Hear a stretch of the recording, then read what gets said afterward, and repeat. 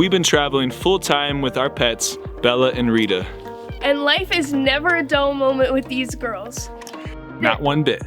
But there's some things that you need to know if you want to travel on the road full-time with pets. In this video, we want to talk to you about the do's and don'ts and the ins and outs of having pets on the road. So if you're thinking about traveling with pets on the road, this video might be for you.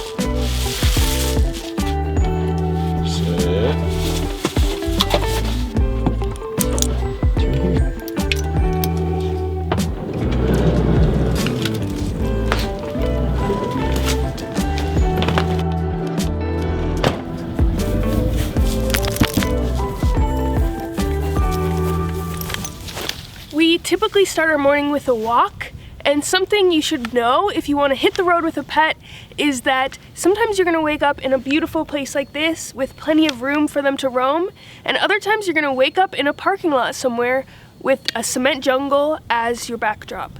So you're going to have to be able to navigate that the best you can.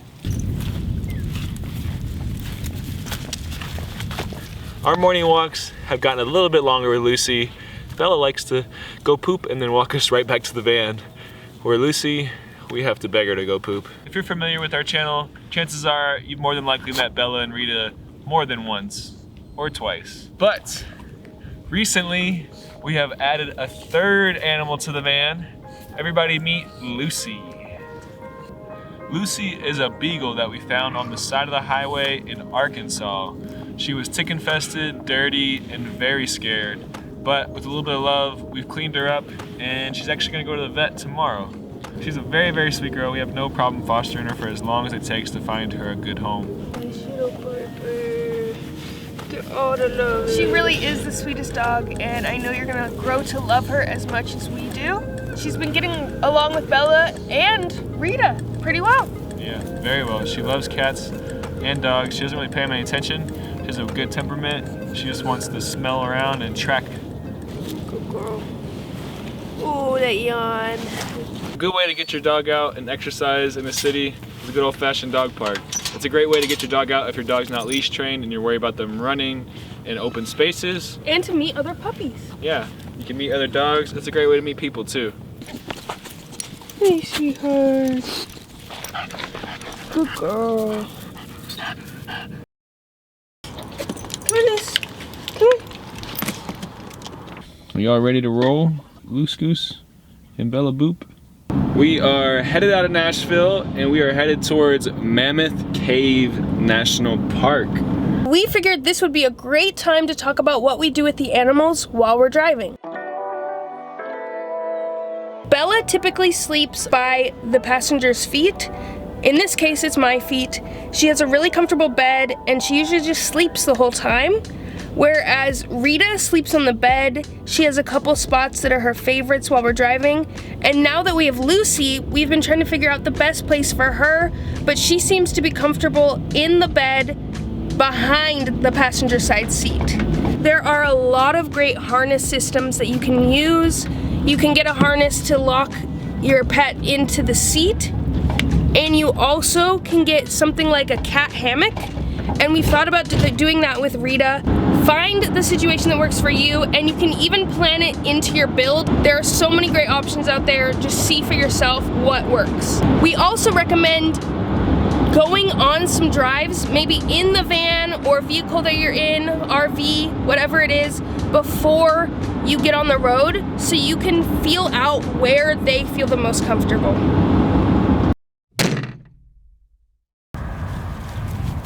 We are here at Mammoth Cave National Park, the largest cave system in the entire world. We love visiting these national parks, but as we know, they aren't always the most pet friendly. So here are some things we do to assure that our pets are happy and healthy. Step number 1, find pet-friendly trails within the park. Let's go.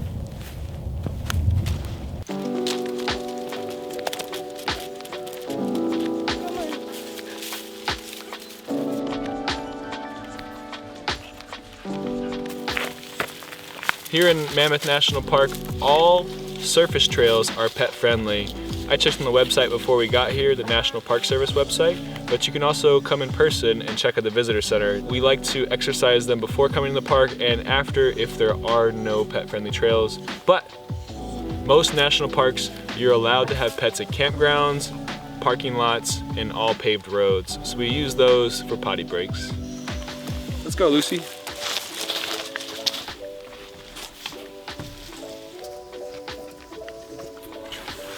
It's not even December and there's already icicles. There is not always going to be an opportunity for us to go see everything within the park because we have to prioritize the needs of our fur babies. In this case, we're not going to go to the main cave here at Mammoth Cave.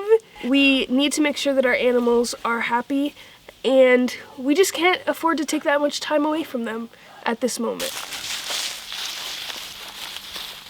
There's bats in this cave. That's exactly the town they use.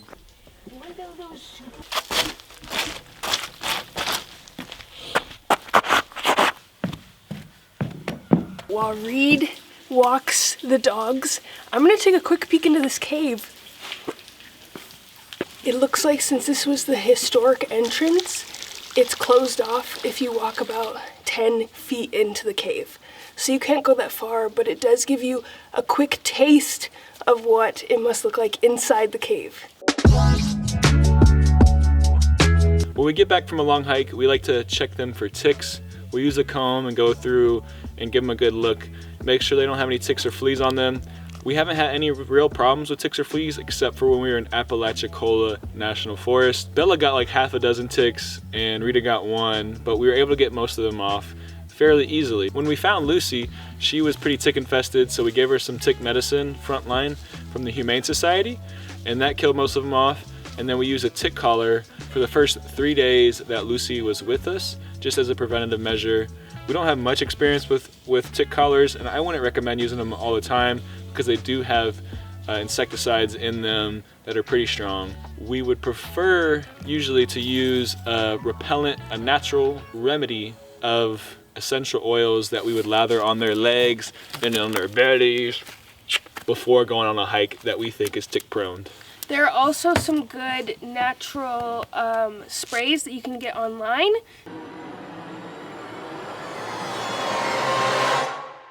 Good morning. We are here at Bainfield Hospital outside of PetSmart.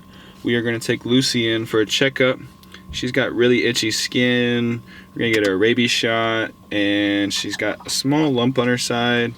We're just going to get her checked out, make sure she's all good and healthy for her next forever home. We have been very curious about Bainfield Hospital because some friends of ours do their wellness plan. It's a monthly fee and you get all kinds of benefits. And they have 3 different options for their wellness plan that provide you with different coverage. So we've highly considered with Bella because she's good for at least 1 or 2 vet visits a year. We do not have pet insurance for Bella, so we are highly considering a wellness plan. For now, let's just get Lucy in there and get her all checked out. Let's drop you off.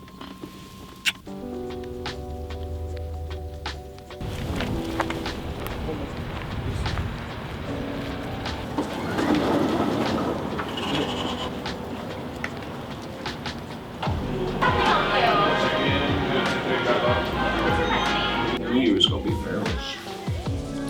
She's a little nervous, girl. You shaky. It's okay. It's okay, sweet girl. I know. Lucy had a good vet visit. Overall, we're really happy that we brought her in. We got her on some ear medicine because she has an ear infection, which explains why she's been shaking her head so much. Hopefully her itchiness recedes. She might have had a flea allergy, and so she's still very itchy. And we got her a heartworm test, and she was all good there. So, and we're putting her on heartworm medicine. Yeah, we got a 3-month supply of heartworm medicine right now going for her. Yeah. So overall, we're really happy that we brought her in. Bainfield Hospital was a decent experience. We have been spending a lot of time talking about our dogs, but it's time that we show some love to our cat, Rita. We found Rita on the streets in southern Colorado in 2019, and she's been our faithful companion ever since. She's been the best road cat we could imagine, but When we first got on the road, she didn't love being in the van. She would start panting and would kind of get anxious when we got on the road. But it took us about a week and a half, 2 weeks, until she settled into the routine. And so keep that in mind with cats, that you will have to get them adjusted to this lifestyle. And cats are far more likely to want routine and want a stable environment. And so now her stable environment is the van and is us. She's really great at walking with us on trails and on hikes, and she's leash trained. Let me tell you, for all of you who have cats and you're like, my cat would never walk on a leash, trust me, Rita did not want to walk on a leash in the beginning either. But what we did to prepare her for this life was, before we got on the road, we'd put her harness on her, and we would just put it on for a couple hours in the day and have her get used to the harness first. After she was used to the harness, then we started putting the leash on her and walking around the house.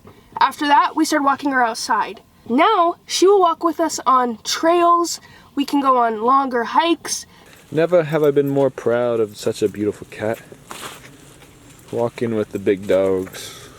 She can walk about 2 miles, but we've been stretching that amount of time as we go, and she's gotten better and better. She's also a playful kitty cat who loves to have fun with us and has just really adjusted to this life. So if you have a cat, don't worry. A lot of cats can adjust to this life. It really depends on them, on their demeanor, and how you prepare them to be in the van. We put Rita's litter box in the back of our van, and we did a top-down litter box because that makes sure that when she's using it, she doesn't kick it everywhere in the van, as well as when we're driving, it doesn't spill. We also want it in the back of the van so that it was out of our living space and it prevents it from smelling up our space. We've actually had no problems with smell in the back of the van. Rita can reach her litter from the inside of the van. She has a cat door that she can travel through to get to her litter box. And it also is where we store her food, so we can keep it away from Bella, who would eat it if it was in the main space. Look at her. She is the best. That's our cat. We love her very, very much. One of our biggest fears, at least I know my biggest fear when getting on the road, was the van is going to be too hot for Bella. Why was I wrong? We definitely prioritize her safety and Rita's safety, very much so. We travel seasonally to avoid extreme weather, but sometimes you can't avoid the heat. So always seek shade, elevation, and water. We always ventilate the van, and we block out all the windows to keep excess of heat coming in. We also obviously always leave a big full bowl of water for her and make sure she's in a cool spot in the van. If we know it's too warm out, we don't stay out of the van for long. We make sure that we're always with her in the heat. We haven't really spent a lot of time in the van in cold weather, but what we've been doing lately is running our heater at night. If you have any other kind of heating system, you can turn on your burners and make some tea, which is a win-win. And you also can get a heated blanket or something like that. We also cuddle them up at night to make sure that we all are warm. Rita has been getting underneath the covers whenever it's cold, and she'll lay in there and get nice and warm and snugged up. We're looking for a good, high-quality cat sweater for her that she's going to like. We always travel based on their comfort, and we also plan out our days and whatever we're going to do based on their comfort. It is safe to say that if you have pets on the road with you, they're going to get dirty at some point. Real dirty. First of all, with Bella, we've typically used our outdoor shower system, which we built into the van so that we all could shower on warm days. We've washed Bella down multiple times when she's just gotten too muddy to come in the van. But if they are really dirty and you need something more extreme, you can go to a self-washing station. And we recently found out, because we wanted to get Lucy washed, that Tractor Supply is a great option for that. Yeah, for $10 you get towels, shampoos, brushes, everything you need, a dryer, and a nice tub. It worked really, really well. It was nice to have an enclosed formal container that was designed for washing an animal, because she needed something to feel safe in and compact in and not be like out loose. I think Bella would do better in that kind of situation. She usually tries to run from us whenever we try to wash her off with a spigot or our shower. She gets a little angsty. So having a confined area is really, really beneficial. And for $10, it seems like a great value. And always keep extra towels on hand with the pets if you need to clean up any messes or just to dry them off and get out their muddy paws. We sweep a lot, and we have a vacuum, and we vacuum a lot. Yeah. Thankfully, these two don't shed very much, but they do shed. So we have to try to live with that the best we can. And that's part of it too. Just acknowledge that in such a small space, if you do have animals on the road, your van is gonna get dirty. They're gonna bring in dirty paw prints, they're gonna shed, and that's kind of part of it. And you can do all that you can to make sure that that is taken care of and that you can keep it clean. But that's also part of life on the road with a pet. The road would not be the same without our pets, and we wouldn't take back our experience with them, with us, for the world. Yeah. They absolutely are a huge part of what makes van life so great for us. And so if you want to bring a pet on the road with you, we highly recommend it, and we hope that you have safe travels and enjoy the journey. Enjoy the journey, friends. Denise and Reed, out. Bye, y'all.